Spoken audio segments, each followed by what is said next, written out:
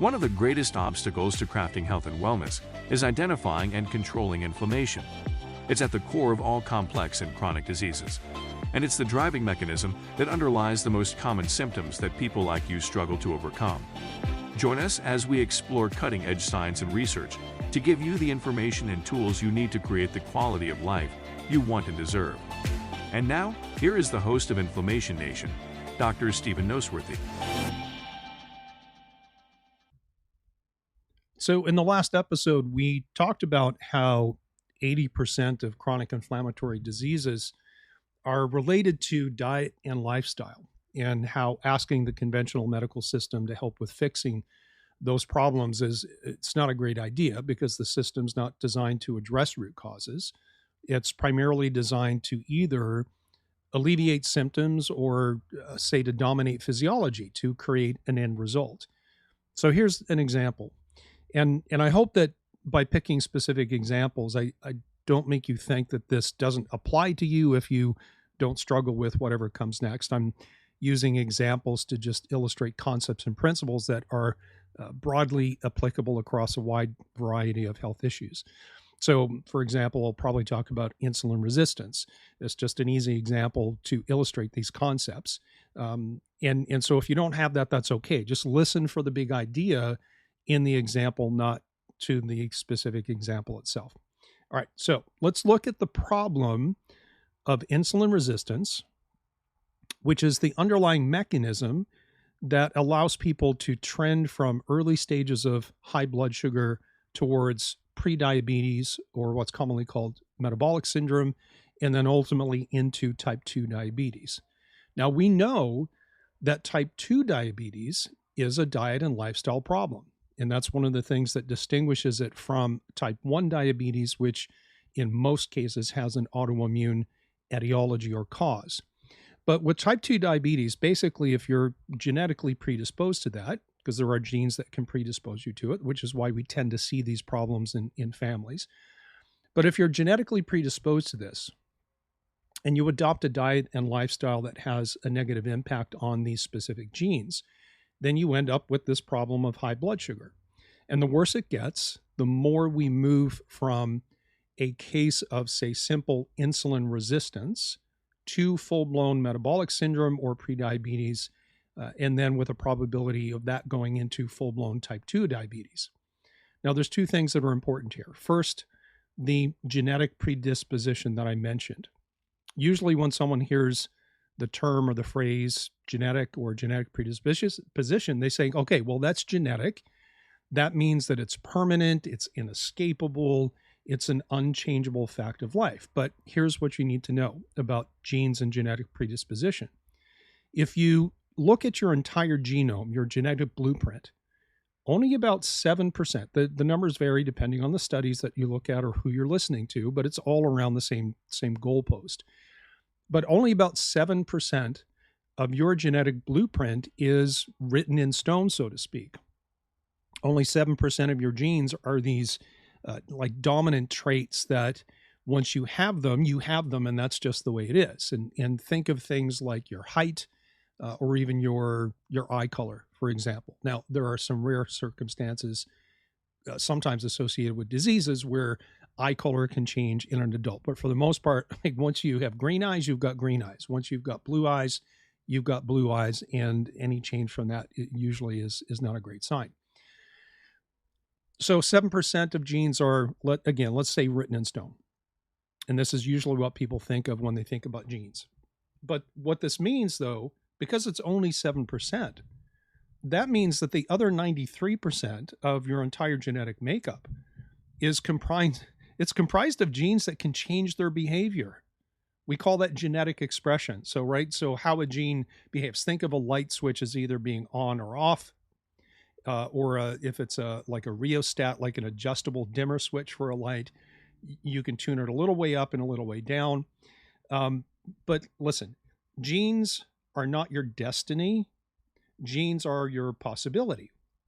And so again, 93% of your entire genetic makeup is made of genes that can express different states of being. Again, we call it genetic expression. And you guessed it, the main things that can impact how a gene expresses itself are your diet, your lifestyle choices, and how you react to the environment that you live in. From this point forward, I'll probably just use the term detox to refer to that, but I hope I don't confuse anyone. I've got a whole series on detox that we did earlier in the podcast last year, and I harped on the idea that I don't really like the word detox, and here I am using it, but I'm using it to capture the larger idea of we live in a toxic world and we have a certain capacity to handle that, and we either handle it well or we don't, right? And that's the impact of the environment that we live. So while we understand that people who are on this insulin resistance spectrum, remember, insulin resistance is how someone becomes a pre-diabetic, which is then the precursor to type 2 diabetes. So while we understand that people who are on the spectrum and they have a higher risk of developing type 2 diabetes, they have a genetic predisposition to that, it doesn't mean that becoming a type 2 diabetic is inescapable. Someone might be at the beginning of that process with insulin resistance and stay there their entire lives and never actually become fully pre-diabetic or become a type 2 diabetic. Even if someone does eventually become a type 2 diabetic, the genes that are involved in that are the modifiable type. They're part of that 93% of your genetic blueprint that can change its behavior depending on the inputs that you put into your system. And as such, this entire spectrum of insulin resistance, prediabetes, diabetes is reversible if you work on the root causes. So for people, again, who are genetically predisposed to type 2 diabetes, who eat a high carbohydrate diet, higher than their body can handle, they live a sedentary lifestyle, so they're not controlling glucose utilization through physical activity and exercise, therefore their glucose doesn't get used, and so it hangs around longer. People who are inflamed for whatever reason, people who have a detox problem, right? They have a chemical load with chemicals that, for example, might either drive inflammation or, more specifically, impair the insulin receptor mechanism. These people can change their reality. They can change their genetic expression by changing their diet, their lifestyle, and how they interface with their environment. So they could do things like going low carb or keto. They can increase what's called NEAT, or non-exercise activity thermogenesis. This is actually most of the calories that we burn in the day are not burned spending an hour or 2 hours in the gym. It's just the accumulation of calories spent or burned with the physical activity. And so if you're sitting all the time, this thing called NEAT, N-E-A-T, is really low. And sometimes you can't offset that with an hour or 2 hours in the gym 2 or 3 days a week, right? So people with this genetic predisposition can go low carb, they can go keto, they can increase their NEAT energy output, they can go to the gym. That's probably a good idea too. And they can also find and fix their inflammatory problems. They can detox from their environmental influences. And again, I'm using the word detox in that very broad sense of we live in a toxic world, and sometimes we can't handle that toxic load. And so this is where the stark contrast with conventional medicine comes in, right? Remember, this whole conversation, this whole mini series that I'm doing is about becoming relatively independent of a medical system that is in many ways doing very good things, but in other ways is kind of broken. And one of the ways that it's broken is ignoring root causes. So to the medical mind, with this problem of insulin resistance moving into prediabetes, moving into type 2 diabetes, the problem is simply, hey, your blood sugar is high. And so with that mindset, the average medical doctor is going to prescribe one, perhaps both of two drugs. And the first one is called metformin. I'm sure you've heard of it. It's been on TV commercials. And I personally think that drug commercials should be banned from advertising. I think drug companies should not be advertising. I think we should have doctors that are very well educated in physiology, and drug companies don't need to be spending billions of dollars to tell someone, hey, ask your doctor if this is right for you. I think that's one of the problems, is that we have a drug-seeking culture because it's embedded so deeply in our media. But that's a little bit of a rant, and it's a topic maybe for a different day. But let me get back to what the typical medical doctor does for someone with this high blood sugar issue. They go, well, you've got high blood sugar. We got to get your blood sugar down. And so they use this drug called metformin, and understand that your blood sugar at any given time is a result essentially of two things. It's the result of glucose that's in your body or blood sugar that you have because of the food that you've eaten, but you're only eating a couple, 2, 3, maybe 4 or 5 times a day if you're snacking. But while you're eating and increasing your blood sugar that way, your body has a natural way to make its own blood sugar. If you've listened to other podcasts, especially on things like low carb diets and that I've spoken about, you don't actually have a physiological need for glucose in your diet or carbohydrates in your diet because your body can make it. Where do you make it? Predominantly in the liver. And so there are two chemical reactions called gluconeogenesis and glycogenolysis. So gluconeogenesis is where you take other things, either like fatty acids or amino acids from the protein in your diet, and your liver can make glucose or blood sugar out of that, even if you don't eat a single carbohydrate. Or because your liver and your muscles store glucose in the form of glycogen, you can activate glycogenolysis, where you take glucose that's stored in both liver and muscles, and you can break it down, and that goes into your bloodstream and increases your blood sugar, again, without eating carbohydrates. And so even if you had zero carbs, let's say you were a true carnivore and ate nothing but animal products, you're still going to have blood sugar because your liver makes it. And it's got a couple of different mechanisms. So what does metformin do? Well, it impairs the ability of your liver to make glucose through these two different pathways. And so as a result, taking metformin without changing any other inputs into the system, without modifying the diet, without increasing exercise, and so on, metformin allows your blood sugar to come down by impairing a normal physiological process. And so someone takes metformin because they have high blood sugar comes down, everyone high fives and says, yes, this case is controlled and we consider it a success. But is it really? Again, the way that I see things is that the high blood sugar is not the problem. And that's where the medical community gets it wrong. The high blood sugar is not the problem per se. I mean, it is a problem because high blood sugar causes other issues, right? It can damage your cells in a process called glycation or glycosylation. This is why uncontrolled diabetics have kidney damage. That's why they go blind. That's why they might have peripheral neuropathy with numbness and tingling and burning sensations in their hands or their feet. So high glucose is a problem, but it's not the problem in the sense that it's not the root cause. No, the high blood sugar is a symptom of a much deeper issue that typically gets ignored. And that is the driving factors of diet, lifestyle, and detox in the sense of the environment that you live in and your ability to handle the toxin load that it brings to you. So in fact, I've had several clients over the years with type 2 diabetes or with insulin resistance, for example, tell me that their prescribing doctor told them, listen, as long as you take your metformin, you can eat whatever you want. In fact, I've had people tell me, my doctor told me I can eat cookies, cake, and ice cream as long as I take my metformin. And in fact, one of those people is my dad. I hate to say it, my dad still takes metformin. He doesn't listen to a word I say.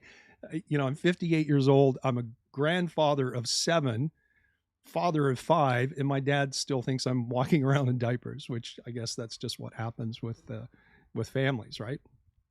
But that's no joke. Like my dad was literally told, you can eat whatever you want, just take your pill.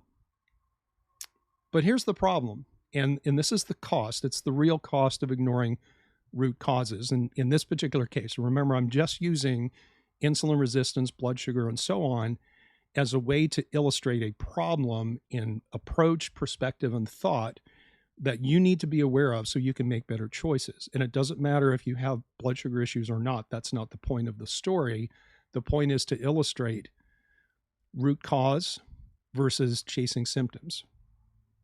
So again, here's the real problem and the cost of ignoring root causes in this context of these blood sugar problems. Since most people being prescribed metformin continue to eat a lot of unfavorable carbohydrates, they continue to live a sedentary lifestyle, they continue to ignore the toxin load that they're under, over time, the metformin stops working. because these other inputs into their system become their dominant physiology again. And so what do the docs prescribing metformin do? Either increase the dose, or at some point they go, well, this isn't working. We either need to switch to or add insulin. Insulin. Now, I can go down a deep rabbit hole on this one, but let me say this for now. This mechanism of insulin resistance that leads into type 2 diabetes is not just a problem of high blood sugar, but a deeper and more menacing problem of high insulin. That's the real problem that needs to be fixed. And it's fixed by changing the inputs of diet, lifestyle, and chemical load or toxin load. And this is where faulty genes come into play. But before I go to that, let me say this one thing. You can check this out yourself. It's pretty easy to confirm. Insulin, the use of insulin is appropriate for a type 1 diabetic where their immune system is destroying their pancreatic beta cells that make insulin, right? So with a type 1 diabetic, which is different than the mechanism of a type 2, type 1 diabetic has autoimmunity. The immune system destroys these things called beta cells in the pancreas. These are the cells that make insulin. And so over time, their ability to make insulin disappears. And at a certain point, they can't control their blood sugar. It's over 240, 250, 300, and so on. And that is life endangering. So insulin saves lives in people who can't make insulin. But when you're making insulin, and when you're making too much, which is what happens with insulin resistance and type 2 diabetic, why on earth would you add more if that's part of the problem? Well, you would do that if you don't understand the problem. Or you would do it if that's what's expected by your medical board and your medical association and all of your colleagues, because they also don't understand the problem. So for some people, their genes dictate that it takes more insulin, which comes again from the pancreas, to control blood sugar. But as blood sugar goes up, it takes more and more insulin to control that too. And so we have this constant upward spiral of high insulin and high blood sugar. With higher insulin comes more insulin resistance, which is what causes the high blood sugar, and around we go. So it's not just the high blood sugar that needs to be controlled, it's also the high insulin. But again, why is the insulin too high? Because someone has chosen a diet and lifestyle and to live their lives in a certain way that it activates or it changes the behavior of genes that control insulin production, their predisposition to insulin resistance. So again, it's the diet and lifestyle choices of the person with high insulin and how that clashes with the genes that predispose them to type 2 diabetes. That's the root cause. So if all you do is take metformin and or insulin, and let me say this, because I meant to say this a moment ago, and I got distracted by my own tirade. And again, you can confirm this, easy to look up. The vast majority of insulin prescriptions that medical doctors are giving out is not for type 1 diabetes, where someone's lost the ability to make it. It's for type 2 diabetes. And that is, I'm telling you, completely physiologically the wrong thing to do. It's actually compounding the problem. You might see a short-term control, but that will come back and bite you in the you know what. High insulin is the problem. So just to reiterate, 80% of all chronic inflammatory disorders come from how our diets, our lifestyle choices, and our environment and our ability to detox and handle that, how those things clash with genes that predispose us to things like diabetes or obesity or heart disease, even thyroid conditions. And if you change the inputs of diet, lifestyle, and detox that are affecting the behavior or the expression of 93% of your gene pool whose behavior is modifiable, then you get a different output. You get a different result. No more diabetes, no more obesity, a much lower risk of things like heart disease, and better control of your immune system and your inflammatory state. Now, who doesn't want that? Of course, everybody wants it, but are they willing? And this is your choice, because these are behaviors that you have to opt into, right? You either chase symptom control with drugs, or you mistake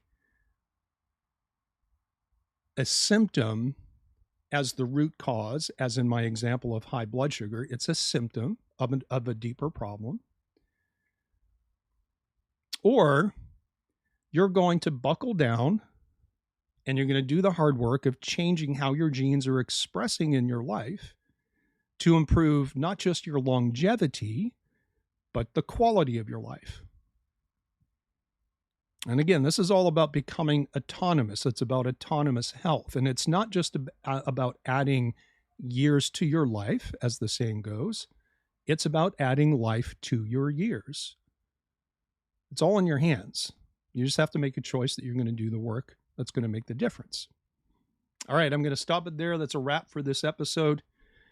We're heading rapidly to the end of January 2023. Again, if this is the first episode that you've ever listened to, you want to know more about me and the work I do, you can just check me out at drnoseworthy.com. That's drnoseworthy.com. Check me out on social media. I'm all over the place. And as always, please remember to rate, follow, comment, like, do all those social media sharing things.